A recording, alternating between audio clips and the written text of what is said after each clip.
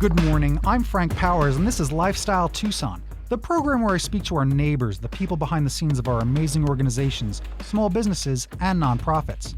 Our friends are informing you how they serve our community, and they are here to give you updates on future projects. Let's make some new friends today. Giddy up! The human-animal connection is important. Pets are more like family members than ever, but dogs may not necessarily be man's best friend when it comes to therapy. Horses have become the most popular animal to use in animal therapy because they give immediate feedback to the handler or rider's actions. Horses also have the ability to mirror the feelings of the handler or rider, and Tucson is lucky to be able to trot on over to the therapeutic riding of Tucson.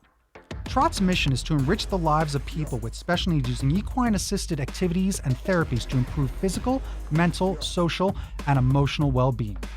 Today, I'm fortunate enough to speak with Margot DiConcini, Development Director of Therapeutic Riding of Tucson, as well as Jeff Kopfer, Executive Director of Therapeutic Riding of Tucson.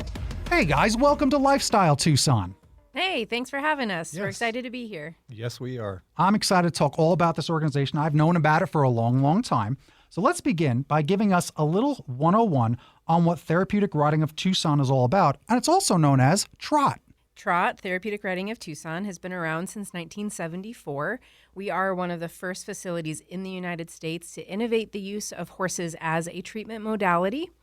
So our founders are a physical therapist and an equine specialist who studied and researched the movement of the horse and how it helps to rehabilitate our bodies and our minds, and also be able to help support us within our everyday lives. So we have been here since 1974. Is 50 years. Next year is our 50th birthday. It's 1974 is 50 years ago already? Oh my God. Yeah, that's what I'm saying too. Where have the days gone? But we've been on our property since 1986 and are continuing to help support individuals in our communities of all ages. Starting at age 4 with no age cap, and we work with individuals who are living with disabilities. Some of our most common individuals that we work with are those who are living with autism, Down syndrome, cerebral palsy, traumatic brain injury, depression, anxiety, amputation, and the list goes on and on. But our programs are there to assist them to help achieve their physical, emotional, mental, and behavioral well-being through the work with horses, whether it be on the ground, in the saddle, or even just observing them. No, that is really special what you do. And again, I've spent some time on your website. I've looked at some videos that you guys have produced as well, and things that, a lot of organizations have done some great stories about your great organization and the kids that you help, because the pictures are, of course, worth 1,000 words. And your website is just filled with, later I'll ask you about some success stories. Yeah. The photos are there.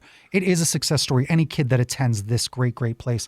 I think sometimes that's a misnomer, that people think that Therapeutic Riding of Tucson and the equine therapy programs are strictly limited to children. We have a huge contingent of adults that participate, and really there's 2 paths that you can take at Therapeutic Riding of Tucson, whether it's the adaptive riding, which as an overgeneralization may focus more on the physical benefits of equine-assisted therapies. And then we have an equine-assisted counseling program with a professional therapist. And rather than having traditional therapy in an office and a box of Kleenex, you're outside with the horse, because as you said in the intro, horses are just excellent mirrors of your own emotions. We have a sticker in our office that says, "Horses don't lie," because they don't.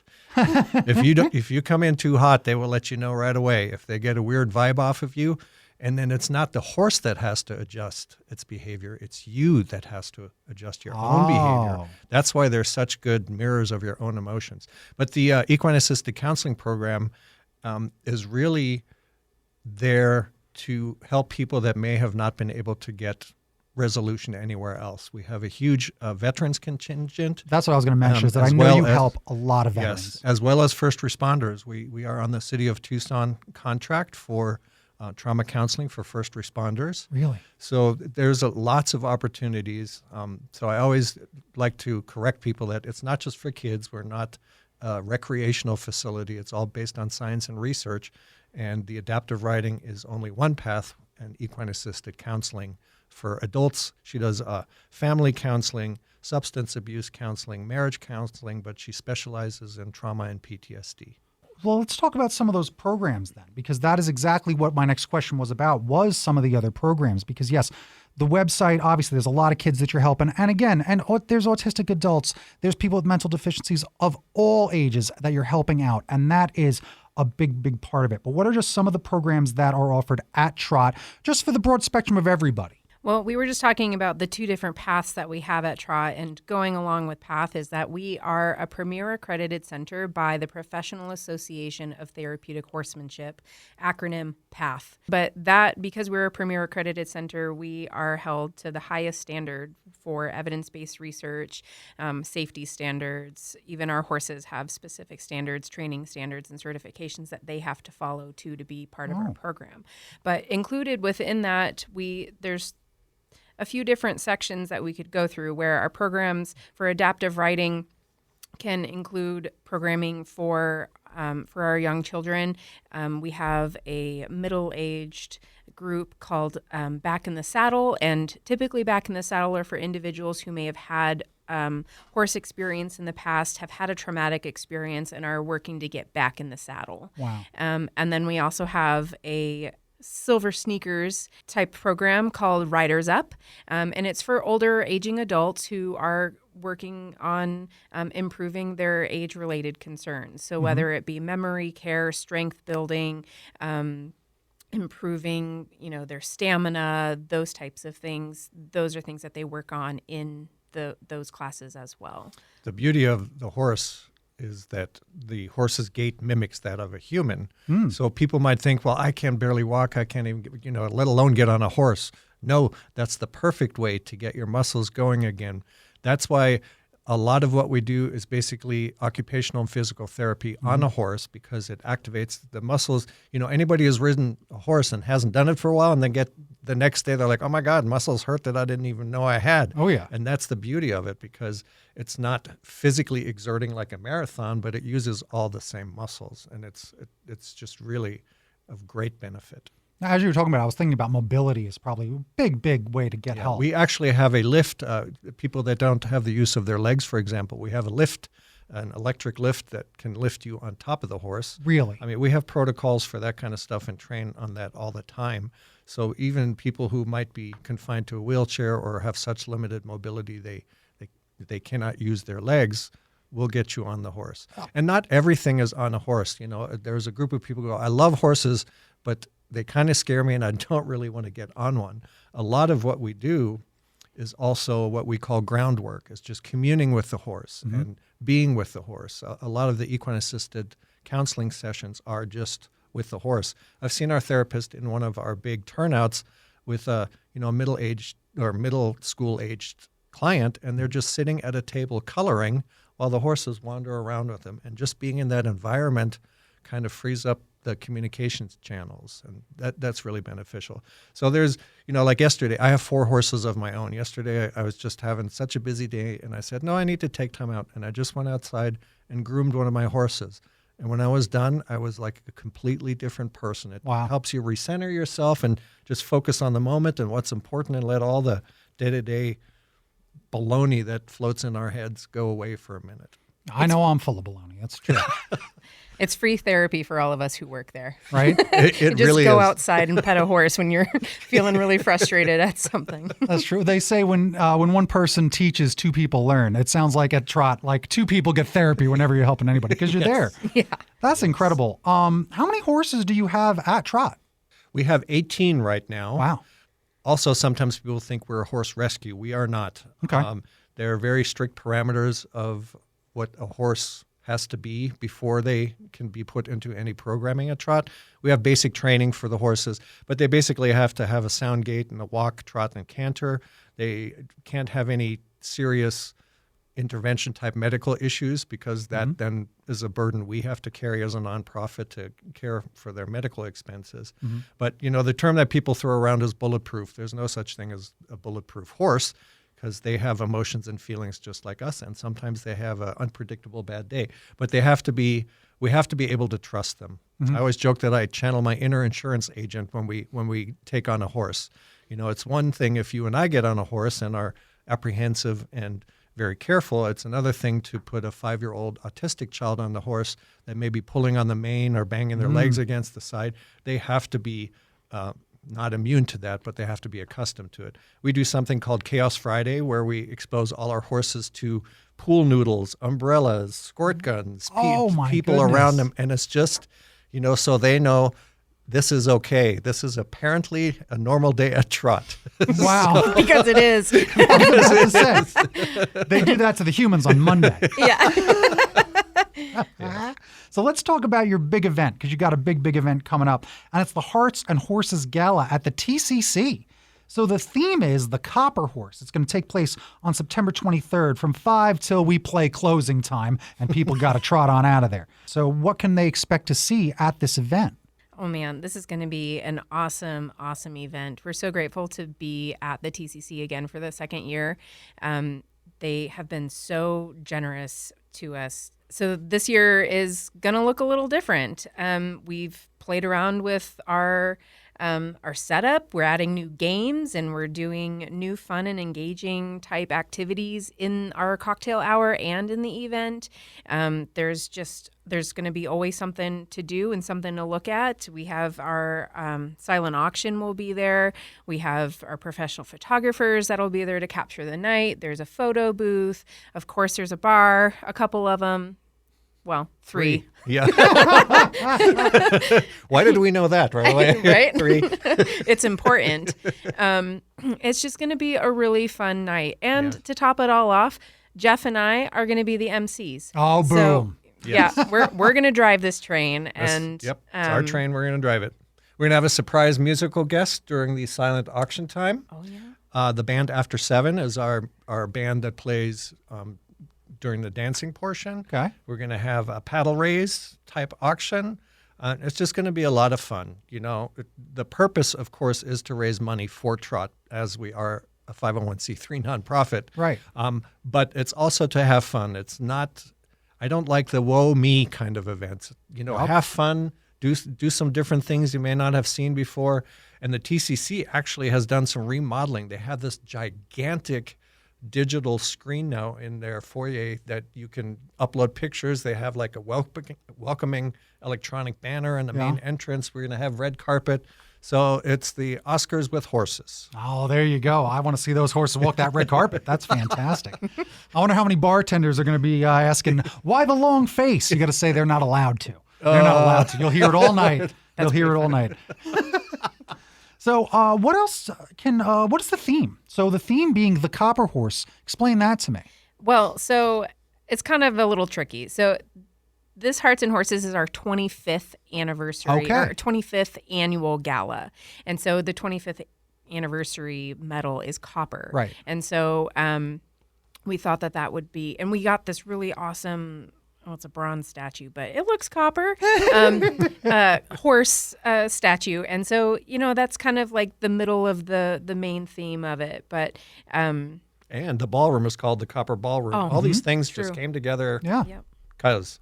Yeah. So copper and turquoise are the main colors, but just the Copper Horse. Think about that when you're getting dressed for the event, copper and turquoise, all right? Go out looking the cool stylish. thing, and great credit to Margot for her forward thinking, that's your annual evaluation. Great job, Margot. Oh, thank you. But no, a lot of people say, I'm busy that day, or, I don't like going to galas. The bidding for some of our items is already open, and what Margot does, if you go to our webpage, for example, there is, and then go to the link for the gala, right? Mm-hmm. Then there's a featured item, so you can bid on stuff even without having the ability to attend. One of the most popular things, go figure, is our whiskey raffle. We have all our board members, who are volunteer board members, donate whiskey. And it ends up to be literally 50, 60 bottles of whiskey. Oh. And then we have a deck of 52 cards we cut in half. You buy a ticket for $200, and you have the chance to literally not win. You don't win one of them. You get all of them. Oh, my God. So you could walk out of there with 50, 60. And this is not squeezy bottle, bottom shelf stuff. No. So these are close to $100 bottles. So someone will walk for a $200 ticket. Someone can walk out with $3,000 to $4,000 worth of whiskey. Damn. That's a heck of a thing. Yeah. All right. And are we allowing online bidding for that as well, or how did you do that? The unfortunate thing is that the whiskey raffle is only eligible for individuals who are attending the gala. You Nothing wrong if with that. $2,000 worth of free whiskey don't get you to a gala, Yeah. I don't know what will. Let's go. You can Maybe feel a the horse. pull. You can feel the pull. I know you feel it. All right, you got to go to this big event. Yeah. Are there going to be horses at the event? No. Not real. We have one beautiful life-size horse that's an art piece that Margot can tell you more about because she knows all the history, but that is kind of our centerpiece.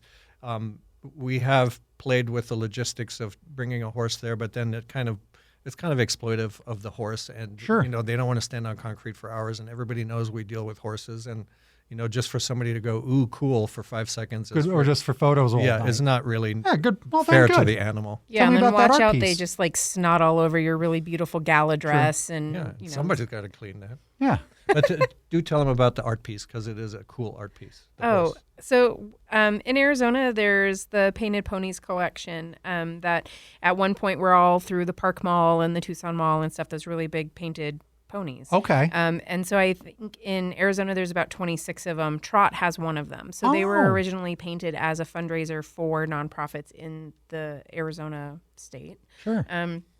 And then, so he is called the Horse with No Name, and he mimics the painted pony, the Horse with No Name. And so he's in our front window. He's our guardian of the office, but he comes with us to every event. So he gets to be in the centerpiece of the grand lobby. That's amazing. What other events do you have going on throughout the year? Tell me about some other stuff Well, that happens at T.R.O.T. was it 3 weeks ago? We had a super fun event at the Maverick. Okay. And we did bring a horse to that because it's the Maverick. Yeah. One of our rock Brought Sparky. Sparky. He's the oldest horse at T.R.O.T. He's a Shetland pony. When you see a small horse, you go, oh, he's so cute. Yeah, he's like 30. Yeah. That's pretty old. But he loved it, and that was a great success. So we had a line dancing class, so we're going to repeat that annually. And I'll let Margot talk about the golf tournament and horsing around. Sure. Well, so because next year is our 50th anniversary, all of our events are going to be to the max. So typically in the spring, we have an event called Horsing Around, and it's our big backyard barbecue. It's a family fun, friendly. Everyone is coming out to have really good, delicious food. The Flipside band comes out and plays every year for us. And then we have demonstrations, we have barn games, we have horse puck bingo, where we put a couple horses in our round pen and make it look like a bingo board. And then you get to bet on which square the horse is going to drop their pucks. That obviously is not at the TCC. That's actually on T.R.O.T property. Yeah. So Horsing Around is definitely on T.R.O.T property, and that's a really awesome opportunity for people to get to tour our property as well, see where we are, what it is that we actually do in real time with our demonstrations. And the next one is March 16th, but it'll be our 50th birthday party. So we're going to have piñatas and dunk tanks. I'm gonna put Jeff in a dunk tank. There you go. Yay me. Yeah, and then we have a golf tournament the first Saturday of May, and it's called Par for the Horse.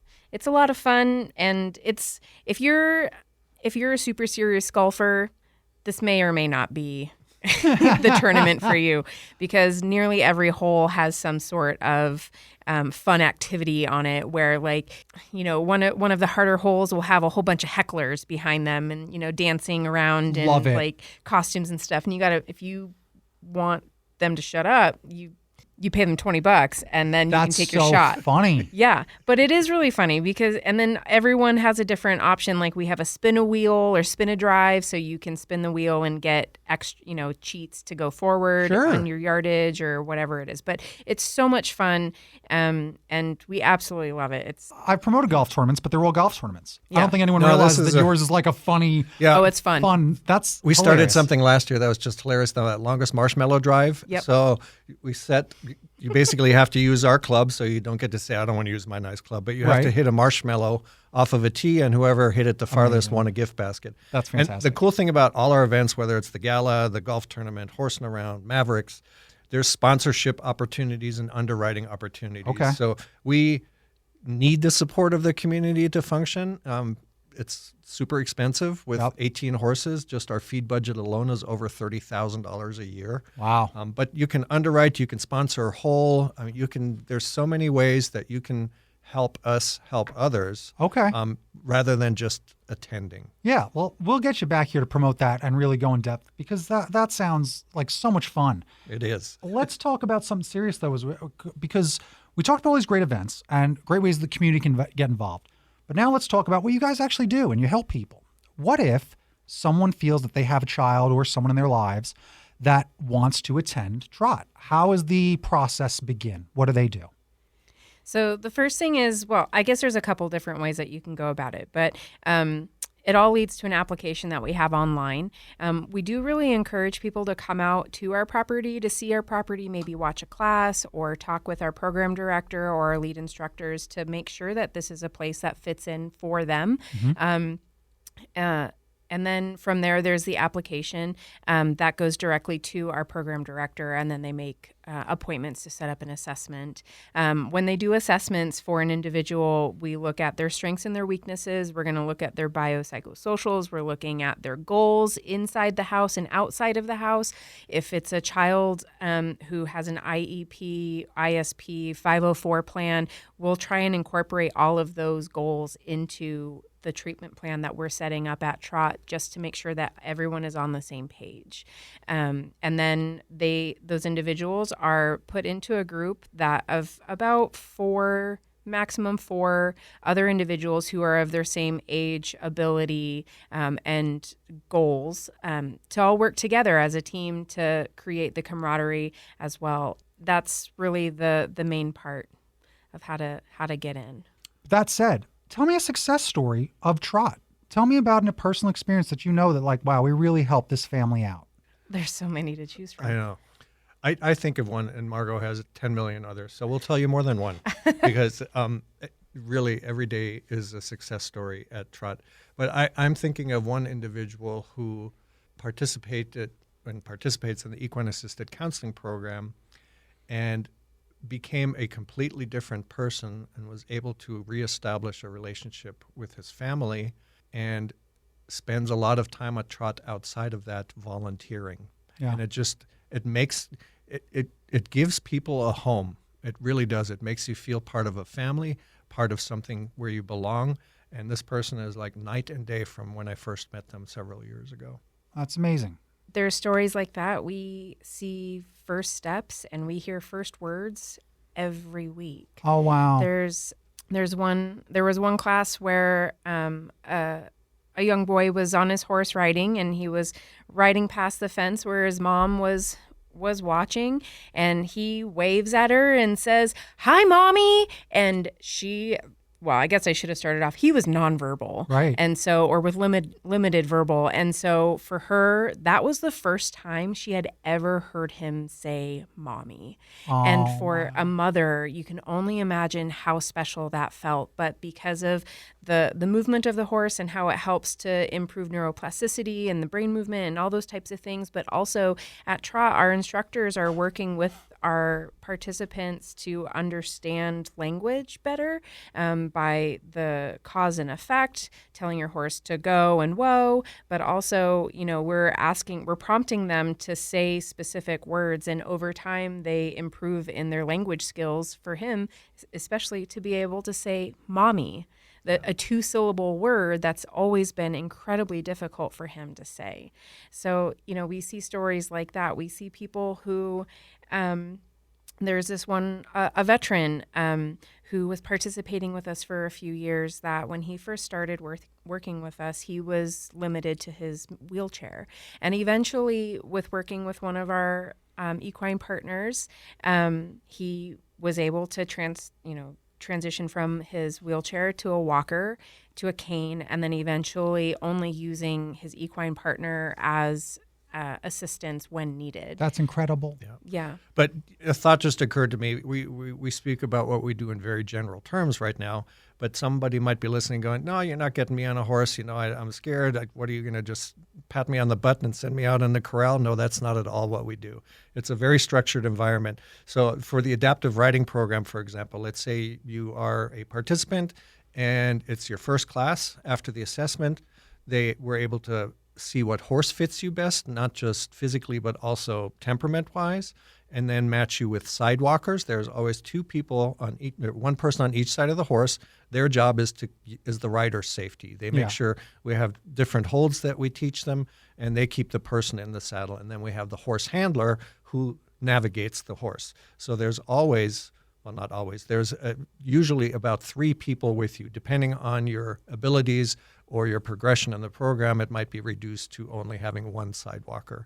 But there's always somebody with you. And then we don't just pat you on the butt and send you out and go, come back in an hour, I hope you learned something. No, it's a very structured class. That it usually starts in the covered, in one of the arenas. We have a covered and an uncovered arena. And then they do exercises, whether it's 2-pointing, which basically means standing up in your saddle. And it's just cognitive sequencing exercises, incorporating physical and emotional, and just listening and participating.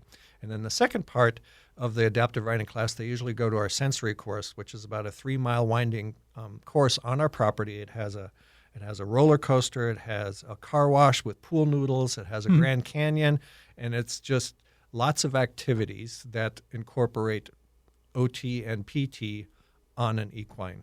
So that, and the other benefit, when Margot was talking, that prompted my little brain, was the benefit to the parents of the participants. One, they get to be with people who are experiencing the same kind of issues that they be. Having a person with limited abilities is a full-time gig, and it's super expensive, and they might not have somebody to vent to.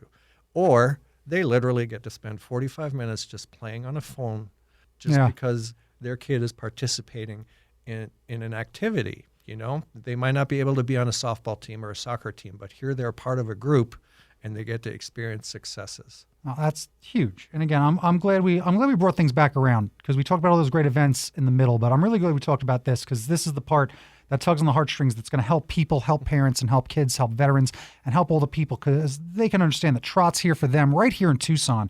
And what a great opportunity for all these people in town. But I have one last hard-hitting question I thought of while we were doing this, since we were talking about those events, and the two of you are hosting the Hearts and Horses Gala. If you wore a horse costume, who's going to be the back end and who's going to be the front? I will say I will be the back end, only because ever since I started at Trot 3 years ago, Margot has been a great guiding light, and I trust her leading the path, and she should be the front.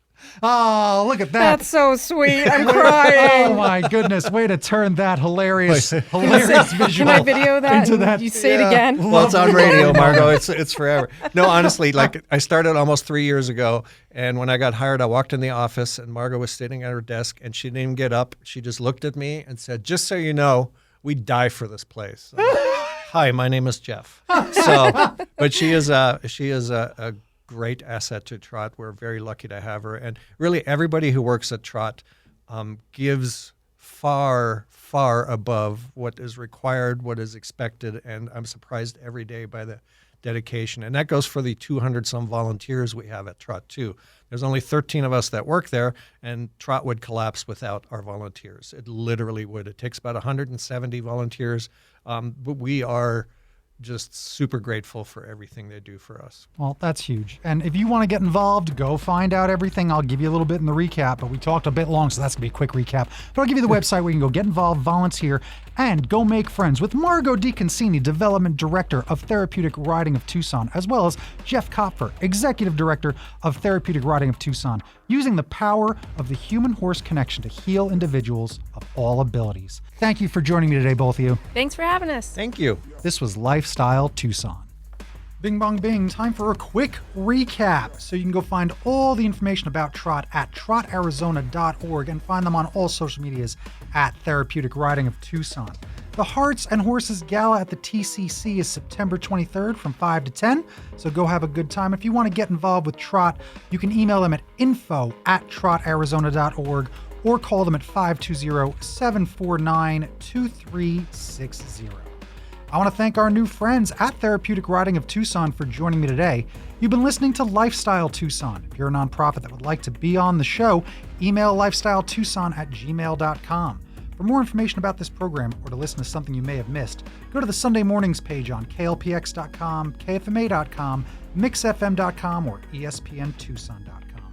You can also subscribe on Apple Podcasts, Spotify, and Audible, or wherever fine podcasts are galloping. Follow on Facebook, YouTube, and Instagram at Lifestyle Tucson, because I'm your BFF, Frank Powers. Toot Toot Tucson. I love you the most.